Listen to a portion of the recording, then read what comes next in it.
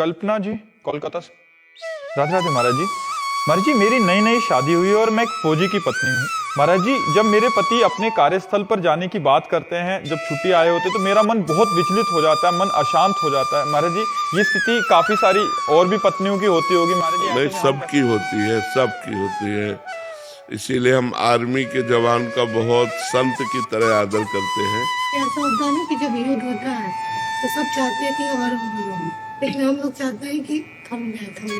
नहीं नहीं बच्चा, इसीलिए हमारा भारत सरकार भी आपका सम्मान करती है, आर्मी के परिवार का सम्मान करती है, क्योंकि अब वो दोबारा आ पावे कि ना पावे संशय है।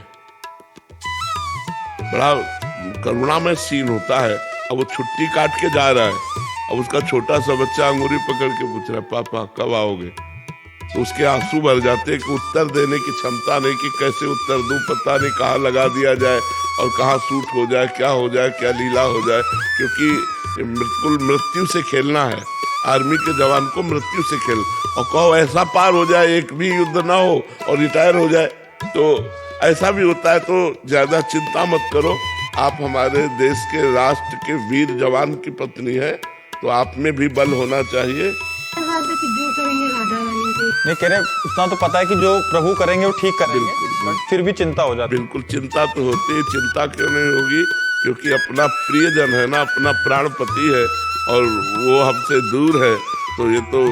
पर जीवन धन्य है, राष्ट्र के प्रति जिनका प्राण समर्पित है उनका जीवन धन्य, इसलिए उनको हम नमस्कार करते हैं, उनको सम्मान देते हैं। और आप कोई साधारण वीर की पत्नी नहीं है, जिसके बाजुओं पर राष्ट्र की रक्षा का बल है, आप उसकी पत्नी हैं। आप कोई साधारण नारी नहीं है, आप एक वीर पुरुष की पत्नी है, इसलिए आपको धैर्य धारण करना पड़ेगा।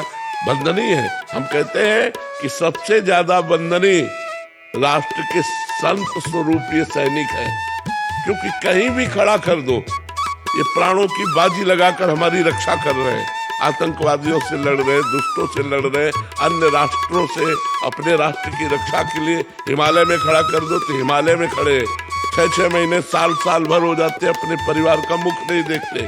ऐसा बलिदान, ऐसा समर्पण, हाँ, इसीलिए हम सम्मान करते हैं राष्ट्र के सैनिकों। अमित जी, राधे राधे महाराज जी। महाराज जी, जीवन में सब कुछ होते हुए भी जीवन में सुख महसूस नहीं कर पा रहा हूँ, बिना मतलब की अशांति सी फैली हुई। हाँ, वो तभी होगी जब नाम जप करोगे। इसीलिए हम सबको कहते हैं नाम जप करो। नाम जप करोगे तो आप खुश रहोगे, आप प्रसन्न रहोगे, आप संकट और विपत्तियों को नष्ट कर पाओगे। हम कहते हैं तुम्हारे पास सब कुछ है, लेकिन नेगेटिव भाव, इसको कैसे काटोगे? नकारात्मक सोच, इसको कैसे काटोगे? इसको नाम जप से काटो। कुछ नहीं है, सकारात्मक सोच है तो आप बड़े मौज में हो, पॉजिटिव सोच है तो आप बड़े मौज में हो। कुछ नहीं है आपके पास और सब कुछ है, और आप निगेटिव सोच में हो तो आप जलते रहोगे, आप परेशान हो जाओगे, आप अशांत हो जाओगे। आपके सामने बड़े बड़े सीन रहेंगे कि कब मैं ऐसा बनूं, कब मैं ऐसा हो, जलोगे कामनाओं से। इसलिए चिंता, भय, शोक, कामना, अशांति, इससे बचने के लिए राधा नाम है।